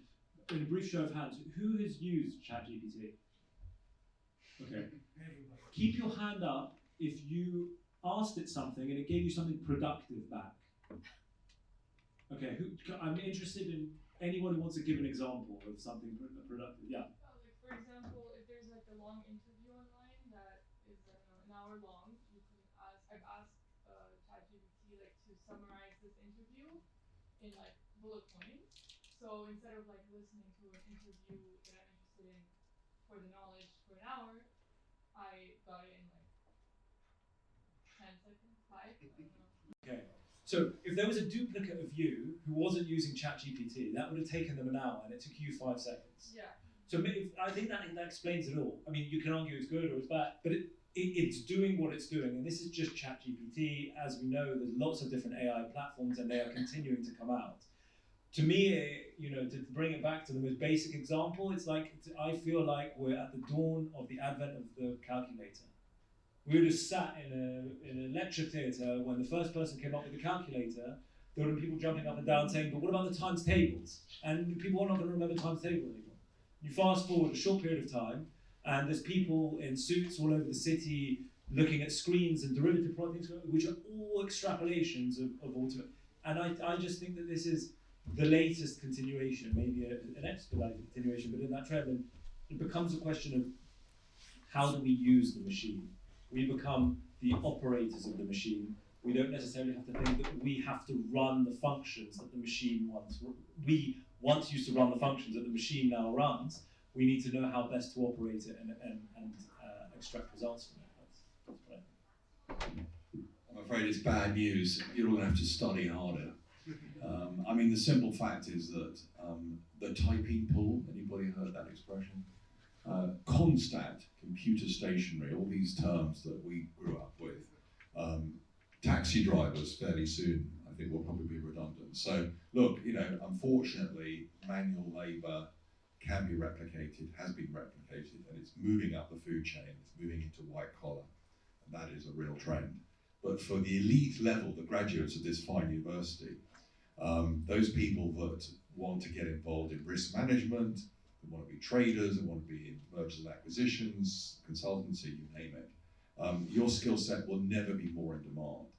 I mean, 19th of October 1987, we had the largest stock market crash in history, bigger than 1929. It was blamed on computer programs, even that far back. So now the concept of automation in financial markets is completely a given, as Nat mentioned. Does it create volatility? Is there more volatility than there was 30, 40, 50, 100 years ago? I don't think so. Volatility is a product of human emotion. As long as you're one of those humans, you'll be fine, but you have to study harder, Professor. I think that talking about ChatGPT and AI in general, I will recommend you a few things. One, be careful what you are doing with this. So, for example, don't put sensitive information, first of all, because you don't know what is happening with this data later on in the model. So be careful. Learn about it, know how it can help you, how it can create advantage for you if you know how to use it correctly. Don't be afraid from it. Use it as much as possible, really, honestly. Verify yourself, practice, see what, find his limitation. And embrace, look into the ways that later it will come and generate and create for you opportunities. Okay? ChatGPT, you can learn something quickly. You want some courses to listen to interview. Prepare yourself for a work interview.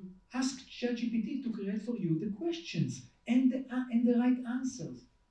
Use it in the right way without revealing personal information too much to it, and protect your organization. For example, if you work, for example, for Boeing, don't ask ChatGPT to solve you a real work problem that you are currently facing at work. This will be a terrible mistake. But recommendation on a movie, yes. Recommendation for ChatGPT on which stock exchange to invest, ask it. I don't say that to do what he's saying, okay? But you can ask. If you, for example, want to invest in company X, try to ask him and see what will be the answer. I will not tell him, I already tried it. So this is evolution, this is revolution, this is coming. Don't stand aside. Be part of it, understand it. I don't know later if it will be allowed to use it here in the university or not, but start using it. If it's not illegal or it's allowed, use it. See, to check your work. You prepare some paper, submit it to ChatGPT, check what he will answer about that. Maybe he can improve it. Maybe he has some comments around it. Use it. Don't be afraid from it. Now, for the professors here, yes, they will need to work harder if you use it. But there is already an answer for it. There is an AI which helps the professor to find if students are using ChatGPT for homework and assignment. There is already a tool automatically. When they submit the work, it scans it, it marks 90%, 7%, and you know if they use it or not. Very simple. So, I'm saying the world is moving forward. Don't stand aside. Don't say, oh, this is not for me. I'm learning something which is this not. Learn it, use it, leverage it. Don't be afraid. Be part of it. And talking about losing your job, looking also from the other side, you will have more spare time. You can start doing more sport, traveling around the world. We will go to maybe 4 days a week to work officially, maybe 3 days, and the other 3 days we will have fun. It's okay, nothing happened. The world is changing. And with that optimistic approach, I want to say thank you very much from the finalists to everybody.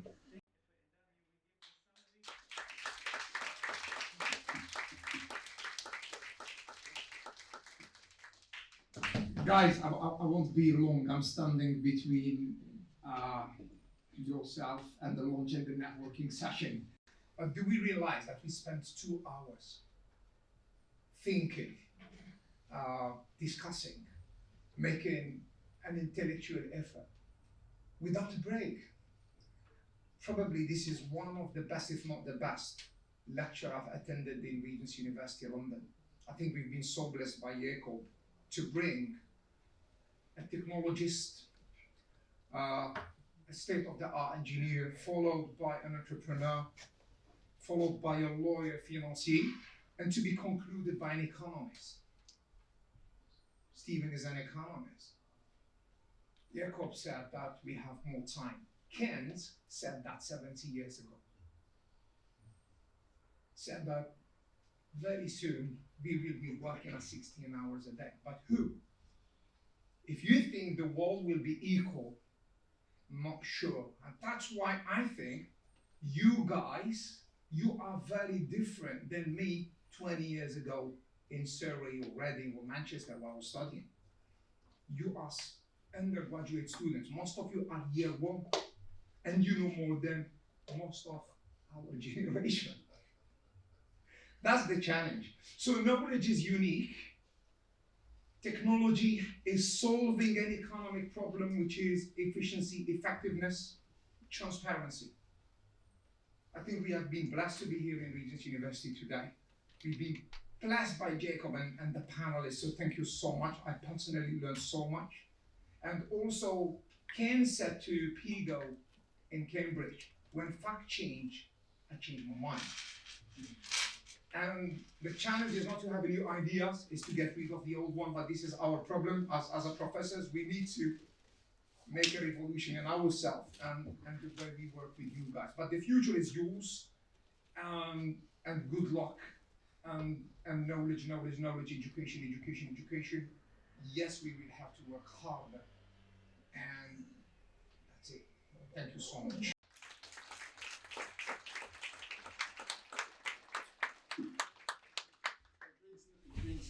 Brings next group.